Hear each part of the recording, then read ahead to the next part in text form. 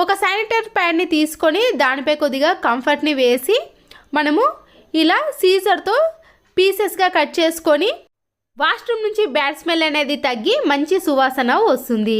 అలాగే మనము కబోర్డ్లో కూడా ఏదైనా బ్యాడ్ స్మెల్ వస్తే కూడా ఈ శానిటరీ ప్యాడ్ పైన ఇలా కంఫర్ట్ని వేసి పెట్టుకోవచ్చు.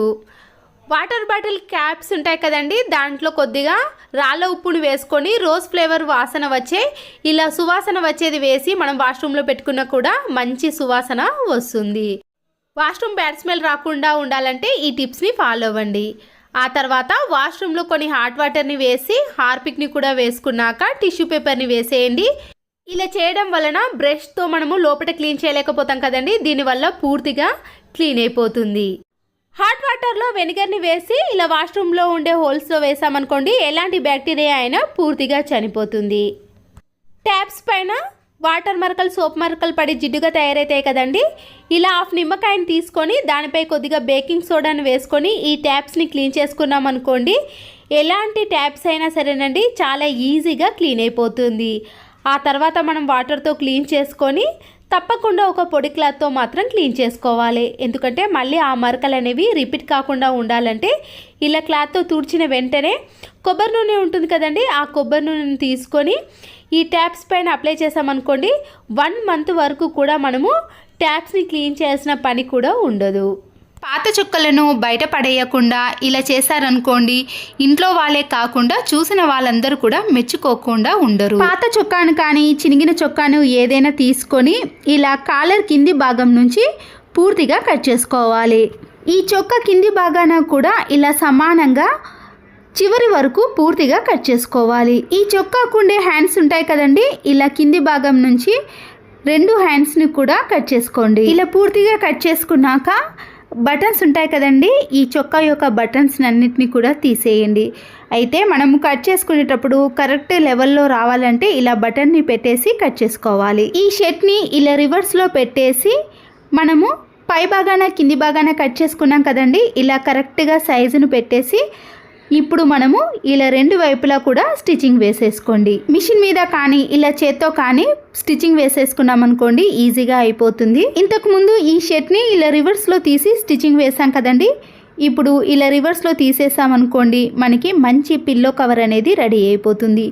పాత చొక్కాలు అనేవి ఇలా గట్టిగా ఉన్నప్పుడు కలర్ వెలిసిపోయినప్పుడు మనము ఈ పిల్లో కవర్స్ని వేసామనుకోండి, మనము బయట కొన్న పిల్లో కవర్స్ కంటే ఇవి ఎక్కువ రోజులు పిల్లో కవర్స్ అనేవి చినిగిపోకుండా చాలా రోజుల పాటు మనము పిల్లోకి యూజ్ చేసుకోవచ్చు. ఈ చొక్కాకుండే బటన్స్ని పెట్టేసామనుకోండి, ఈ పిల్లో అనేది అస్సలుకే కనిపించకుండా ఇలా నీట్గా ఉంటుంది. బయట తీసుకున్న పిల్లో కవర్కి ఈ పిల్లో కవర్కి చాలా తేడా ఉంటుందండి. ఇలాంటి పిల్లో కవర్స్లో నుంచి అయితే పిల్లో అనేది బయటికి వచ్చేస్తుంది. అస్తమానం దీన్ని మనము సర్దుకోవాల్సిన పని కూడా ఏర్పడుతుందండి. పిల్లలు ఆడినా కానీ ఈ పిల్లో అనేది బయటికి వచ్చేస్తుంది కదా, మనం ప్రిపేర్ చేసుకున్న పిల్లో కవర్ అనేది ఈ చొక్కా చినిగిపోయేంత వరకు కూడా పిల్లో కవర్ అనేది అలాగే ఉంటుంది. ఇలా ప్రిపేర్ చేసుకున్న దాన్ని సోఫాల పైన కానీ బెడ్ పైన కానీ స్టిచ్చింగ్ వేసేవాళ్ళు మిషన్ పైన కూర్చోవడానికి కానీ ఎక్కడైనా చైర్లో వేసుకోవడానికైనా చాలా బాగుంటుందండి. అలాగే దీన్ని వాష్ చేయడం కూడా చాలా ఈజీగానే ఉంటుంది. మరొక షర్ట్ని తీసుకున్నానండి, ఇది ఎక్కడ చినిగిపోలేదు కానీ చిన్నగా అవ్వటం వలన నేను ఇది కట్ చేయడానికి యూజ్ చేస్తున్నాను. పాతవి కానీ చినిగినవి కానీ ఏవైనా తీసుకోవచ్చండి. ఇక్కడ వీడియోలో చూపించిన మాదిరిగా షర్ట్ని మనము కాలర్ నుంచి ఇలా కింది భాగం వరకు పూర్తిగా కట్ చేసుకోవాలి. ఈ చొక్కా యొక్క 2 సైడ్స్ని కూడా ఇలాగే కట్ చేసుకోవాలండి. హ్యాండ్స్ని కట్ చేసిన తర్వాత ఇలా సైడ్లో స్టిచ్చింగ్ ఉన్నాయి కదండి, దాన్ని కూడా మనము 2 సైడ్స్ కూడా కట్ చేసుకోవాలి. కాలర్ వెనుక భాగాన పూర్తిగా కట్ చేసుకోవాలి. ఇక్కడ కాలర్ని కట్ చేయకుండా కింది భాగాన మాత్రమే కట్ చేసుకుంటే సరిపోతుంది. చూసారు కదండి, ఇలా కాలర్ అనేది ఓపెన్ ఉంటుంది. తర్వాత వెనుక సైడ్ ఉన్నది మొత్తం కూడా మనం కట్ చేసుకున్నాం కదా, పై వైపు మాత్రమే ఇలా మనకి ఈ చొక్కా అనేది కనిపిస్తుంది. ఈ షర్ట్ని ఇలా వెనుక సైడ్ అనేసి ఇప్పుడు పూర్తిగా ఓపెన్ ఉంది కదండి, ఇలా కట్ చేసుకున్న హ్యాండ్స్ దగ్గర మనము కట్ చేసుకున్న కొద్దిగా నాడ టైప్ది కానీ మనము చొక్కా కట్ చేసుకున్నాం కదండి, దాంట్లోనే కొద్దిగా ఇలా కట్ చేసుకున్నాం అనుకోండి మనకి ఇలా నాడలాగా తయారవుతుంది. ఇప్పుడు ఈ హ్యాండ్స్కి మనము 2 సైడ్స్ కూడా ఇలా 2 వైపులా స్టిచ్చింగ్ వేసేసుకోవాలి. చూసారు కదండి, ఇలా నాడలు అనేవి వెనక సైడ్ మనం స్టిచ్చింగ్ వేసుకున్నాం కదా.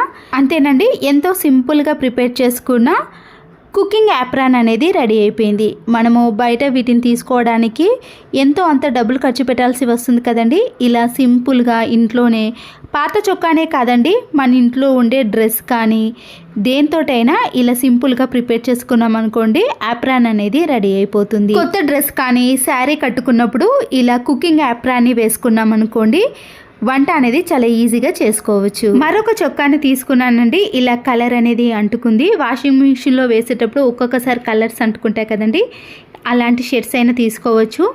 ఇక్కడ నేను ఇలాంటి చిన్న గిన్నెను కానీ లేదా చిన్న ప్లేట్ని కానీ మీరు ఏ సైజులో కావాలంటే ఆ సైజులో ఇలా షర్ట్స్ పైన పెట్టేసుకోవాలి. ఈ చొక్కా అనేది ఇలా ముడతలు లేకుండా నీట్గా సర్దుకున్న తర్వాత ఈ ప్లేట్ని పెట్టేసి మనము రౌండ్గా ప్లేట్ చుట్టూ కూడా పెన్తో మార్క్ చేసుకోవాలి. రౌండ్గా మార్క్ చేసుకున్నాం కదండి, షర్ట్ నుంచి మనము ఇలా ఎక్కడైతే రౌండ్గా చేసుకున్నామో ఆ మాదిరిగా మాత్రమే ఈ షర్ట్ని ఇలా కట్ చేసుకోవాలి. ఇలా కట్ చేసుకున్నప్పుడు ఎక్కడైనా ఎక్కువగా అనిపిస్తే ఇలా కరెక్ట్గా కట్ చేసుకున్నాక స్టిచ్చింగ్ వేసుకోవడానికి మనము ఇలా వీడియోలో చూపించిన మాదిరిగా పూర్తిగా స్టిచ్చింగ్ వేసుకోకుండా కొద్దిగా మాత్రమే గ్యాప్ ఇచ్చి ఇలా రౌండ్గా స్టిచ్చింగ్ వేసుకోండి. కొద్దిగా గ్యాప్ ఇచ్చిన తర్వాత మిగిలిన క్లాత్ ఉంది కదండి, కట్ చేసుకున్న చొక్కా ఉంది కదా, దాన్ని ఈ గ్యాప్లో ఇలా మధ్యలో పెట్టేసేయండి. లేదా మీ దగ్గర ఇంకేదైనా పాత చొక్కాలు కానీ పాత నైటీలు కానీ ఏదైనా ఉన్నా సరేనండి, వాటన్నిటిని కూడా ఇలా మీకు ఏ విధంగా కావాలంటే ఆ సైజులో పెట్టేసుకోవచ్చు. మిగిలిన గ్యాప్ని కూడా ఇలా స్టిచ్చింగ్ వేసుకోండి. ఇప్పుడు మనము దీన్ని ఇలా పూర్తిగా అన్ని వైపులా సమానంగా ఉండే విధంగా ప్రెస్ చేసామనుకోండి, ఇలా రౌండ్గా వచ్చేస్తుంది. ఇది ఇంకా పూర్తిగా కంప్లీట్ కాలేదండి. మన ఇంట్లో ఉండే ఏదైనా ఉలెన్ దారాన్ని కానీ లేదా గట్టిగా ఉన్న దారాన్ని ఏదైనా తీసుకొని మధ్యలో ఇలా బటన్ని పెట్టేసి మనము 4 వైపులా కానీ 6 వైపులా కానీ ఇలా స్టిచ్చింగ్ వేసుకోవాలి.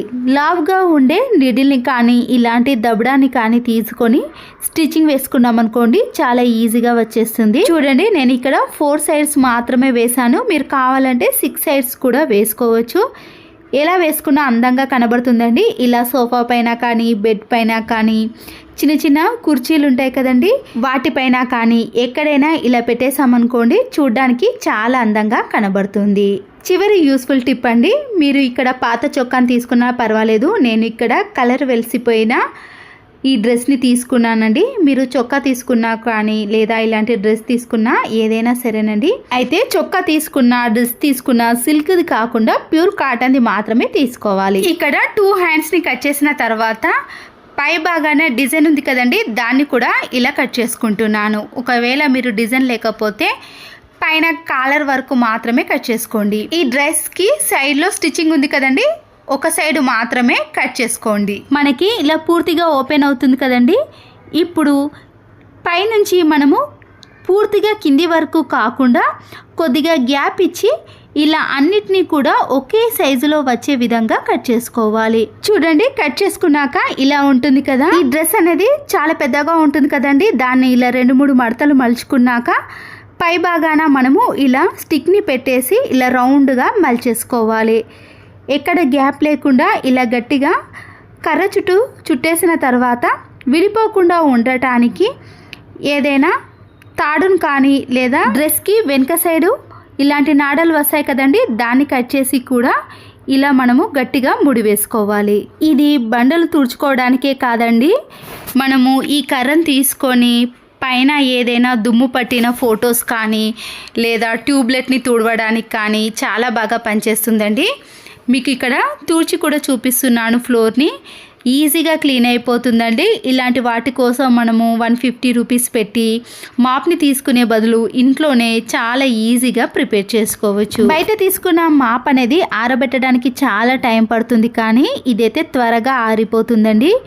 చూసారు కదండి, ఇలా పాత చొక్కాలతో కానీ డ్రెస్లతో కానీ నేనైతే ఇక్కడ చొక్కాలతో 2 పిల్లో కవర్స్ని ప్రిపేర్ చేసుకున్నానండి. ఇలా ప్రిపేర్ చేసుకున్న వాటిని సోఫాల పైన కానీ బెడ్ పైన కానీ కుర్చీలో దేంట్లో పెట్టినా కూడా చాలా అందంగా కనబడుతుంది.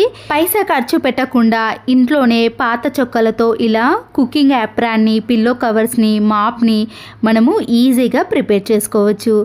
ఇంట్లో ఉండే డ్రెస్లు కానీ షర్ట్స్ కానీ స్వెటర్స్ పైన ఇలా దారపోగులన్నీ బయటకు లేచినప్పుడు ఈ ట్రిమ్మర్తో మనము ఇలా ఆన్ చేసి దానిపై ఉండే పోగులన్నిటిని కూడా ఇలా తీసేయచ్చు. దీనివల్ల డ్రెస్ అనేది పాడవకుండా తర్వాత మళ్ళీ మనము వేసుకోవడానికి చాలా కంఫర్ట్గా ఉంటుంది. ఇలా డ్రెస్లకు పెట్టిన డబ్బులు అనేవి వేస్ట్ కాకుండా ఉంటాయి. పచ్చిమిర్చిని మనము ఏదైనా స్నాక్స్లోకి కానీ దోశలోకి దేంట్లోనికైనా ఇలా వాడాలి అన్నప్పుడు ముందుగా పచ్చిమిర్చిని ఇలా చేతిలోకి తీసుకొని 2-3 సార్లు రౌండ్గా అన్నాక దాంట్లో ఉండే విత్తనాలు అనేవి ఇలా మనం తీసేసామనుకోండి, దాంట్లో ఒక్క విత్తనం కూడా ఉండదు. అంతే కదండి, మనము మిర్చి బజ్జీ వేసుకునేటప్పుడు కూడా ఈ టిప్ అనేది చాలా బాగా యూజ్ అవుతుంది. ఇలా మనము ఏదైనా స్నాక్ రెసిపీలోకి వేసుకున్నాం అనుకోండి, కారం అనేది లేకుండా పిల్లలు కానీ పెద్దవాళ్ళు కానీ ఎవరైనా ఈజీగా తినవచ్చు. దొడ్డు మిర్చిలో కంటే సన్న మిర్చిలో కారం అనేది ఎక్కువగా ఉంటుంది కదా, అలాంటప్పుడు ఈ టిప్ అనేది బాగా యూజ్ అవుతుంది. ఇలా పచ్చిమిర్చిని కట్ చేసినప్పుడు కొద్దిగా వంట నూనెను చేతికి అప్లై చేసుకున్నాం అనుకోండి, మనకి కారం అనేది అస్సలకే తగలకుండా ఉంటుంది. 4 వాటర్ బాటిల్ క్యాప్స్ ఏవైనా తీసుకున్నాక గ్యాస్ స్టవ్ ఉంటుంది కదండి, మనము ఎప్పుడైనా గ్యాస్ స్టవ్ని క్లీన్ చేయడానికి, ఫ్లోర్ని క్లీన్ చేయడానికి, గ్యాస్ స్టవ్ని అటు ఇటు కదపడానికి ఈ క్యాప్స్ అనేవి చాలా బాగా యూజ్ అవుతాయి. ఒక్కొక్కసారి ఈ గ్యాస్ స్టవ్కి వచ్చిన రబ్బర్లు అనేవి స్టిక్గా అతుక్కుపోతాయి కాబట్టి మనం తీయడానికి ఇబ్బంది పడకుండా అవి పాడవకుండా ఉండాలంటే ఇలాంటి వాటర్ బాటిల్ యొక్క క్యాప్స్ని ఈ లెగ్స్కి పెట్టేసేయాలి. అయిపోయిన మ్యాచ్ బాక్స్లు ఉంటాయి కదండి, అవి వేస్ట్ అని పడేసాం కానీ వీటిని కూడా మనం యూజ్ చేసుకోవచ్చు. ఇలా మ్యాచ్ బాక్స్కి పై భాగాన కానీ కింది భాగాన ఇలా డబుల్ గమ్ టేప్ని అతికించేసి కబోర్డ్స్లో కానీ బీరువాలో మనకి ఎక్కడ అవైలబుల్గా ఉంటే ఆ ప్లేస్లో ఈ మ్యాచ్ బాక్స్ని ఇలా సెల్ఫ్ కింద అతికించేసుకోవచ్చు. మనం డైలీ పెట్టుకునే ఇయర్ రింగ్స్ కానీ రింగ్స్ కానీ ఏవైనా సరేనండి, ఇలా చిన్నగా ఉన్న వాటిని మనము ఈ మ్యాచ్ బాక్స్లో పెట్టేసామనుకోండి, వెతకాల్సిన పని కూడా ఉండదు. లేదా మనము ఎక్కడికైనా ఫంక్షన్కి వెళ్ళినప్పుడు గోల్డ్ రింగ్స్ కానీ ఇయర్ రింగ్స్ పెట్టుకున్నప్పుడు బీరువాలో డైరెక్ట్గా పెట్టకుండా మనకి టైం లేనప్పుడు ఇలా మ్యాచ్ బాక్స్లో పెట్టేసామనుకోండి, ఎవ్వరికి కనబడకుండా కూడా ఉంటాయి. మరొక యూస్ఫుల్ టిప్, వేస్ట్గా ఉన్న ఒక బౌల్ని తీసుకొని దాంట్లో కొన్ని వాటర్ని వేసిన తర్వాత 1 టీ స్పూన్ వరకు నిమ్ముప్పును తీసుకోవాలి. ఇది అన్ని కిరాణం స్టోర్లో అవైలబుల్గా ఉంటుంది.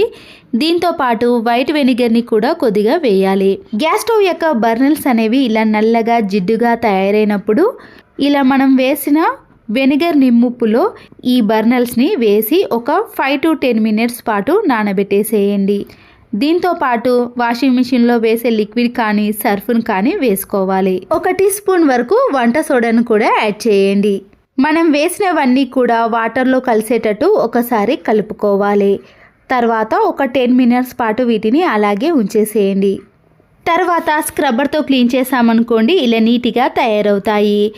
ఇంకా ఒక 1 అవర్ కానీ 2 అవర్స్ పాటు అలాగే ఉంచేసామనుకోండి, ఈ నల్లటి మరకలు కూడా ఉండవు. ఒక దువ్వెనని తీసుకొని ఈ దువ్వెనని ఇలా సాక్స్లో పెట్టేసేయండి. మన ఇంట్లో ఉండే విండోస్ కానీ స్లైడింగ్ డోర్స్ ఉంటాయి కదండి, ఈ మధ్యలో ఇలా డస్ట్ అనేది ఎక్కువగా పడుతుంది. ఇలా మనము దువ్వెన సహాయంతో ఈ డస్ట్ని అంతా కూడా క్లీన్ చేసామనుకోండి, మన పని అనేది చాలా తక్కువ టైంలో ఈజీగా ఎన్ని విండోస్నైనా కానీ డోర్స్నైనా క్లీన్ చేసుకోవచ్చు. డ్రెస్లైనా కానీ ఇలాంటి స్మూత్ క్లాత్లను మనము డైరెక్ట్గా ఐరన్ చేయకూడదండి. డైరెక్ట్గా ఐరన్ చేసామనుకోండి, ఆ క్లాత్ అనేది ఇలా ఒక దగ్గరికి వచ్చేస్తుంది. అప్పుడు షర్ట్స్ కానీ డ్రెస్లు అనేవి పాడైపోతూ ఉంటాయి.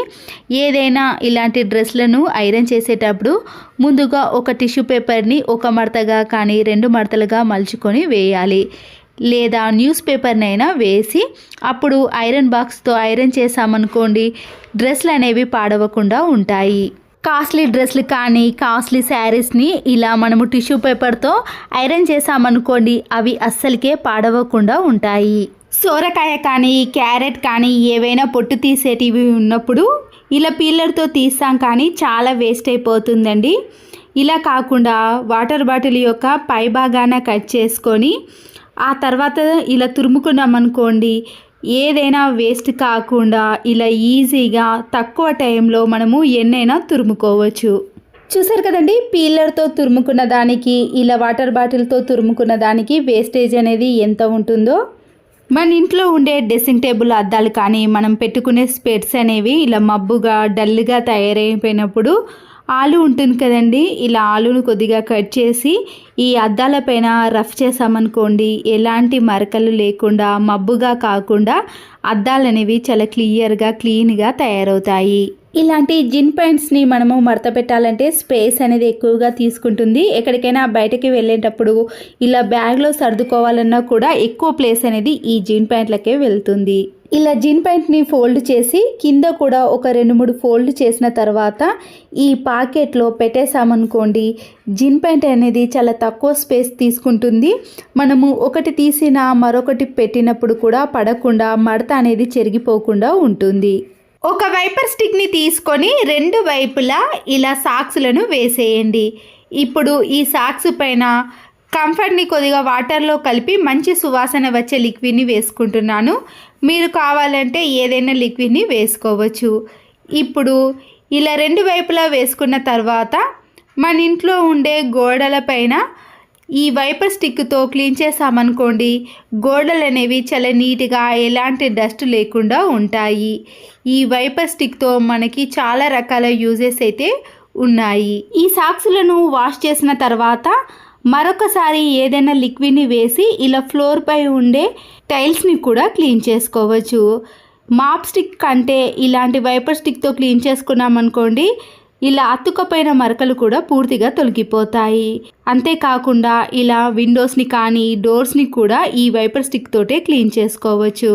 చీపురు కట్ట కూడా యూజ్ చేయకుండా మనము ఏదైనా ఇలా బీరకాయ పైన ఉండే పొట్టును కానీ దోసకాయపై ఉండే పొట్టును తీసినప్పుడు ఒక్కొక్కసారి ఫ్లోర్కి అలాగే అతుక్కపోతాయండి. మనము చీపురు కట్టతో కూడా ఊడ్చినా సరిగా ఆ పొట్టు అనేది రాదు కదా. ఇలా వైపర్ స్టిక్తో గట్టిగా అనేసామనుకోండి, ఇల్లు కూడా ఇలా నీట్గా ఉంటుంది. మనము ఇలా చెత్తచాటలోకి వేసేసి డస్ట్బిన్లో పడేయవచ్చు. ఎంత సన్నటి డస్ట్ అయినా కానీ ఇలా వేస్టేజ్నైనా ఈజీగా చెత్తచాటలోకి తీసుకోవచ్చు. స్టూల్ కానీ టేబుల్స్ ఎవ్వి ఎక్కకుండానే ఇలా కింది నుంచే ఎవరి సహాయం లేకుండానే ఫ్యాన్కి పట్టిన జిడ్డును ఈజీగా క్లీన్ చేసుకోవచ్చు. ఇలా వైపర్ స్టిక్కి 2 సాక్స్లను పెట్టేసి మనము ఇలా కింది నుంచి అనేసామనుకోండి, ఫ్యాన్ అనేది చాలా నీట్గా క్లీన్గా తయారవుతుంది. దీనికోసం మనము ఎలాంటి స్టూల్స్ కూడా ఎక్కకుండా ఇలా ఫ్లోర్ పై నుంచే క్లీన్ చేసుకున్నాం అనుకోండి, మన పని కూడా చాలా సులువైపోతుంది. ఈ టిప్స్ అన్నీ మీకు నచ్చినట్లయితే తప్పకుండా ఒక లైక్ చేసి మీ ఫ్రెండ్స్కి కానీ రిలేటివ్స్కి షేర్ చేయండి. మరో యూస్ఫుల్ వీడియోతో మళ్ళీ కలుద్దాం. Thanks for watching.